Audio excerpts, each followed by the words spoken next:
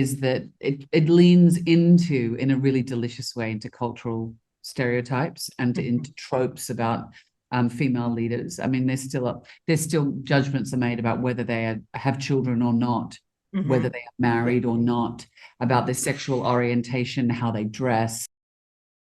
Congratulations on Rumours. This is a wild ride. I thoroughly enjoyed it. Yeah. I'd like to go to you first, Denis, and just ask you kind of generally, how did you approach Sylvain in this very absurd story? uh, by laughing out loud as I read the script.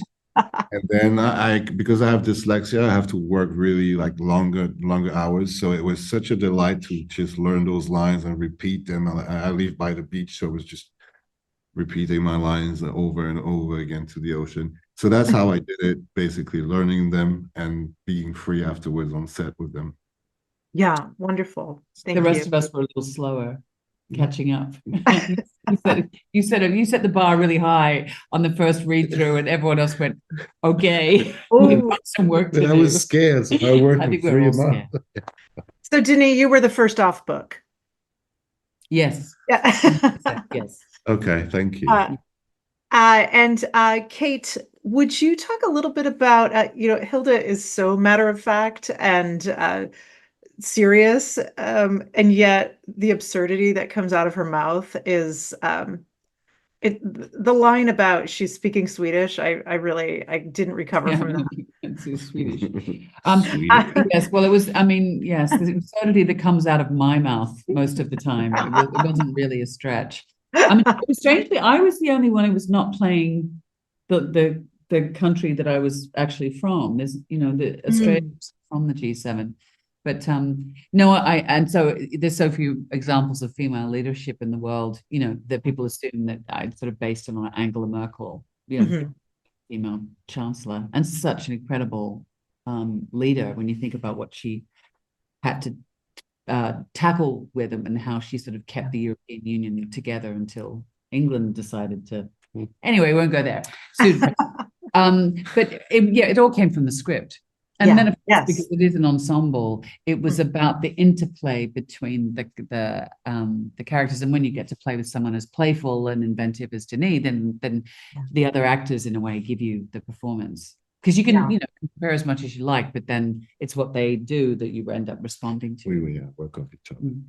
Yeah, wonderful. Well, actually, that kind of leads to a question I had for Denis regarding just kind of working with this cast, and it could be so off the rails if everyone's kind of doing their own thing, but these characters are so wild, yet it all fits so well together. Would you talk a little bit about if there was any rehearsal or we had the privilege of a week of rehearsal, and we it connected shows. with each other. This is where we found a little improv with France and Germany bickering about things like Mr. Know-It-All and all that. But Yes. and it's an amazing opportunity to work with someone from Japan, from Italy. It was, I think it's very unique, as a G7 summit should be. But we had the real experience of it, and it was amazing. Wonderful. Well, thank you for that. And Cate, you kind of touched on regarding gender and female leaders, and I find it hilarious that all these women are mooning over the very sensitive Canadian Prime Minister. The man bun. Yeah, with the man bun. 100%. And I think it's kind of that perception that, any powerful woman, she can be reduced to her desire for this, charming, emotional man. And I wonder, would you touch on how that satire really gets to a truth?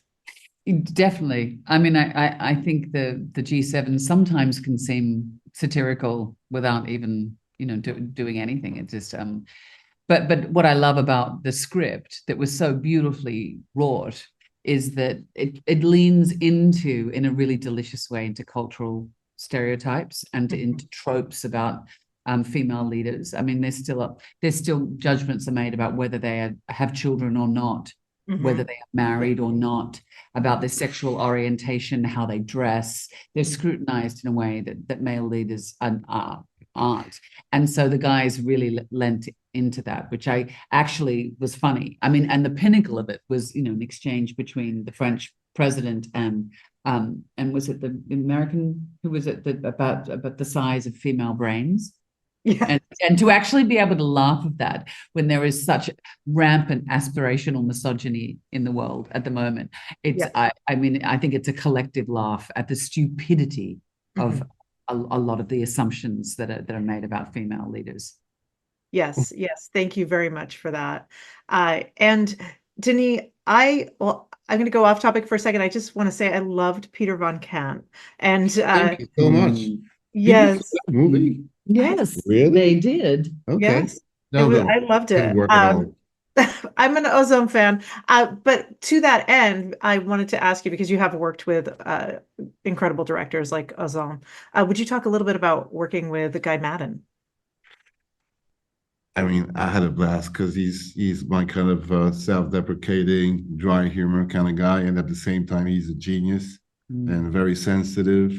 Yeah. So he will think about something for a long time, and like Kate said, he will come back 2 days later and gives you the weirdest answer, or talk about his second marriage that was a failure.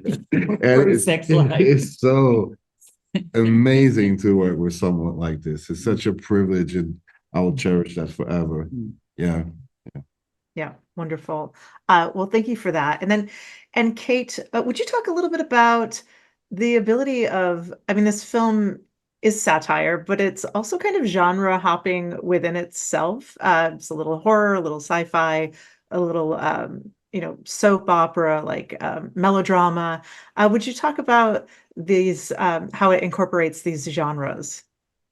It's very difficult to pin the Johnson brothers and Guy Maddin down, because their approach to narrative, to character, and the way a film is constructed is so deliberately perverse and unique. It's like they don't, just when you think you're watching a zombie movie, it'll turn into a Mexican soap opera, or just when you think you're watching some terribly shot B-grade footage from behind the scenes, it'll become incredibly cinematic. So it's that was a really fantastic thing to play with, and I knew it was funny. I knew it was weird, and I knew it was sort of strangely timely and leading into the sort of the zeitgeist, the fear about the end of days that's going on because of what's happening with the climate and the failure of political leadership.